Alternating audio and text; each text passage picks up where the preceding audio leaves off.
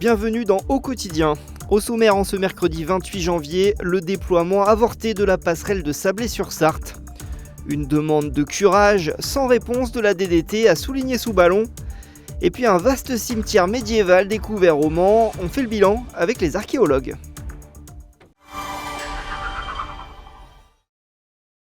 Mais on commence avec cette relance d'appel à témoins par la gendarmerie de la Sarthe. Elle recherche toute personne ayant assisté à l'accident survenu ce mardi aux alentours de 6h50 sur la route nationale Appiacé en direction d'Alençon. Une jeune femme de 18 ans a été percutée sur un passage piéton et est hospitalisée dans un état grave. Toute information utile peut être communiquée à la brigade de gendarmerie de Oisseau-le-Petit au 02 33 26 80 17. Une matinée en eau trouble. Ce mercredi matin, les Saboliens et Saboliennes ont fait le déplacement pour assister au déploiement de la passerelle piétonne et cyclable de 105 mètres de long, en vain. Ah, c'est annulé pour ce matin? Je ne savais pas. Pas de courant. Ah ouais? Ce déploiement est impossible en raison d'un débit d'eau trop important dans la rivière Sarthe, conséquence des aléas climatiques. Aujourd'hui, le débit, on est à 120 mètres cubes par seconde, on devrait être au maximum à 75, donc ils ne veulent pas prendre le risque et je préfère qu'ils ne prennent pas le risque pour qu'il y ait des difficultés derrière. Cette passerelle permettra de lier les quartiers de Montreux et du Pré au niveau de l'hippodrome, faciliter l'accès au centre-ville, notamment pour les piétons et les vélos. Problème, le coût, 5,4 millions d'euros avec un reste à charge pour la commune de quasiment 1,7 million. Une pétition avait recueilli environ 2500 signatures début 2025. C'est tous les gens qui payent des impôts qui la payent. Je pense qu'à Sablé, il y avait autre chose à faire qu'une passerelle de ce prix-là, quoi. On attend une maison médicale depuis des années. Là, ça y est, ça va être mis en application. Mais bon, vous avez des routes qui sont quand même défoncées. Il y a beaucoup de choses quand même qui sont à prémouvoir avant de... Mais bon, voilà, quoi. On arrive à l'hippodrome, c'est sûr, mais après, il faut aller jusqu'à Montreux. Les gens, ils n'iront pas par là pour... Ça, c'est un rêve du maire qui croit que les gens vont passer par là pour aller travailler. Écoutez, cette passerelle-là nous intéresse éventuellement parce qu'avec une amie, on aime beaucoup faire des belles randonnées. Et là, ça nous permettra d'élargir notre promenade. Il faut savoir profiter. Il y a le pour et le contre, on va dire. Mais ce projet est surtout un engagement de campagne de l'équipe municipale en place, avec une livraison des travaux prévue en mai 2026. C'est un projet urbain qui va transformer nos mobilités sur la ville de Sablé, donc c'est de voir l'avenir. C'est aussi d'amener des infrastructures qui permettent de se déplacer autrement aujourd'hui dans une ville, et ça c'est important. Le déploiement de la passerelle n'est pas annulé, mais repoussé. La trentaine d'agents restent mobilisés sur place. La pause pourrait être effectuée dès ce jeudi.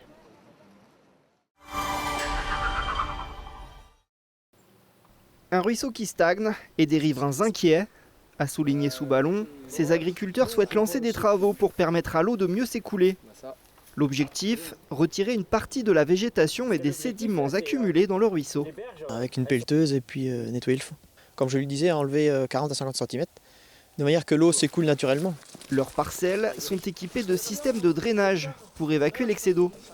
Mais avec la boue qui s'accumule, le dispositif ne fonctionne plus. Les agriculteurs redoutent de nouvelles inondations comme l'an dernier. On met une pluviométrie donc, hivernale presque classique de 80 à 100 mm dans un mois. J'ai une parcelle de 5 hectares, j'en ai 2 hectares dans l'eau alors qu'auparavant ça n'existait pas. Une inquiétude qui trouve son origine dans les méandres administratifs.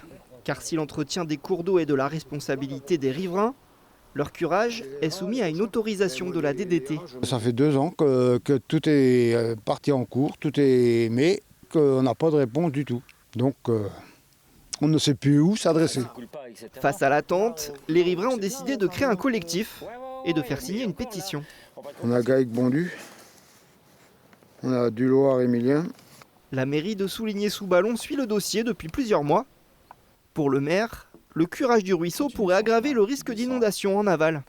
Pour ce qui nous concerne, le ruisseau de Launay, là, on est sur un endroit avec des parcelles agricoles qui sont toujours d'ailleurs des zones d'expansion du ruisseau en cas de crue. C'est l'éponge en fait du secteur, voilà, elles sont gorgées d'eau et c'est normal. On a été à Soulligné, nous, fortement impactés par des inondations. Le ruisseau de Launay, si demain on le cure, l'eau va rapidement arriver dans le ruisseau et l'eau va rapidement aller vers l'aval.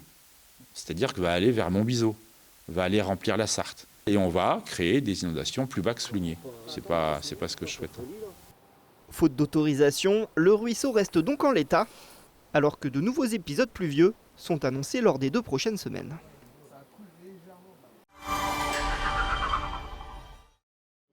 À partir du mois d'avril, des vélos seront proposés à la location dans les 80 communes du Pays du Mans et du Val-de-Sarthe. Selon une information de nos confrères d'Issy-Men, ce nouveau service du pôle métropolitain Mobilité Le Mans-Sarthe s'adresse aux 150 000 habitants du territoire. 200 vélos seront disponibles dans un premier temps, vélos classiques à assistance électrique, pliants ou longue taille.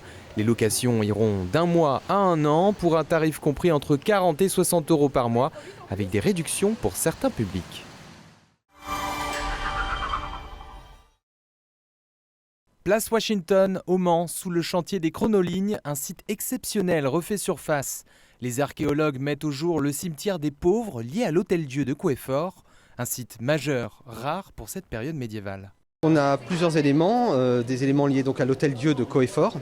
Donc le plus impressionnant étant le cimetière, dit cimetière des pauvres, cimetière des indigents en fait, qui est lié donc à l'Hôtel-Dieu. Toutes les personnes qui étaient malades et qui mouraient, qui décédaient à l'Hôtel-Dieu, ainsi que les indigents, c'est-à-dire ceux qui n'avaient pas les moyens de se payer une sépulture, tous arrivaient dans ce cimetière. Des sépultures multiples ont été mises au jour. Certaines fosses regroupent plusieurs individus, autant d'indices qui interrogent sur des phénomènes de crise. La découverte de 800 sépultures, dont des sépultures multiples, qui nous donnent des indices sur des caractéristiques un peu de phénomènes catastrophes type épidémie. Et c'est vrai que ce type de découvertes sont plutôt rares. Et on n'a que quelques exemples en France. Donc voilà, on est très content d'avoir fait cette découverte et on est en cours d'étude. Ces fouilles menées par l'INRAP s'étendent du XIIe au XIIIe siècle. Elles offrent un éclairage inédit sur la démographie et la santé au Moyen-Âge. Les analyses se poursuivront encore pendant 2 ans dans le respect et la dignité des défunts.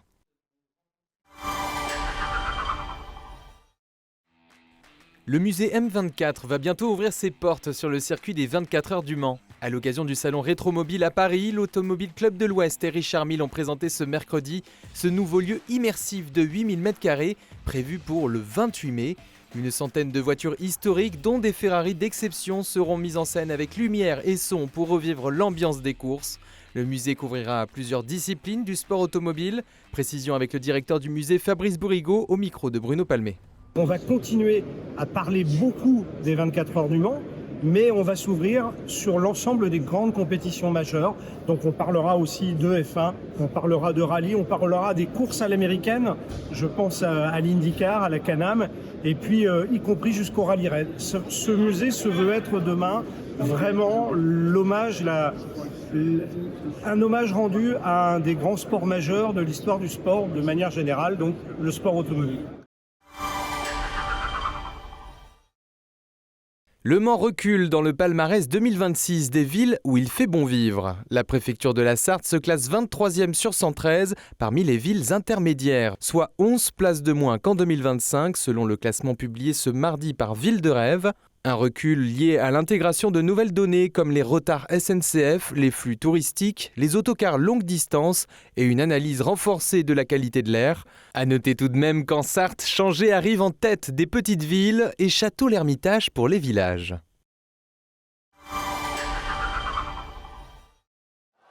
Le MSB continue sur sa lancée en Ligue des champions de basket. Ce mardi en Bulgarie, les Manceaux ont battu l'Hapoel Holon 106-85 et signent leur deuxième victoire en 2 matchs de top 16. David Di Leo a brillé avec 26 points, meilleur marqueur du match.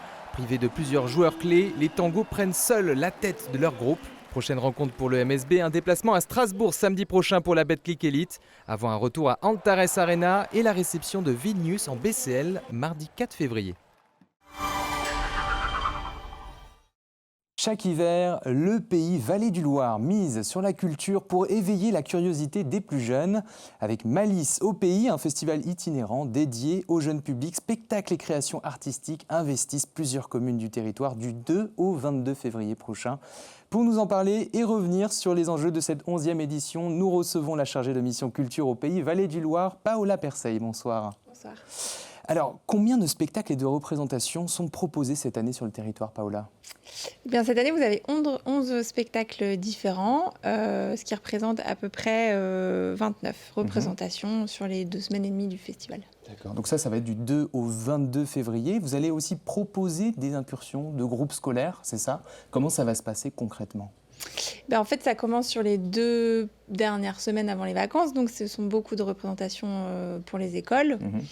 Donc je pense qu'on va couvrir à peu près 80 classes peut-être du territoire qui viendront se rendre à une représentation. Et puis ensuite des temps pour les familles sur les mercredis, les week-ends ou sur le début des vacances. Donc on va citer quand même quelques villes, villages qui sont concernés: La Flèche, le Lude, Montval-sur-Loire, Marson, Pont-Valin, Vilaine sous Malicorne, Loire-en-Vallée ou encore Maillé. Pourquoi est-il important pour vous de faire circuler le festival dans plusieurs villes et villages ? Pour le faire découvrir au plus grand nombre. On a les 3 salles de spectacle du territoire qui sont associées depuis le début au festival. Donc eux, ils ont une saison culturelle à l'année. Donc les gens connaissent déjà ces lieux.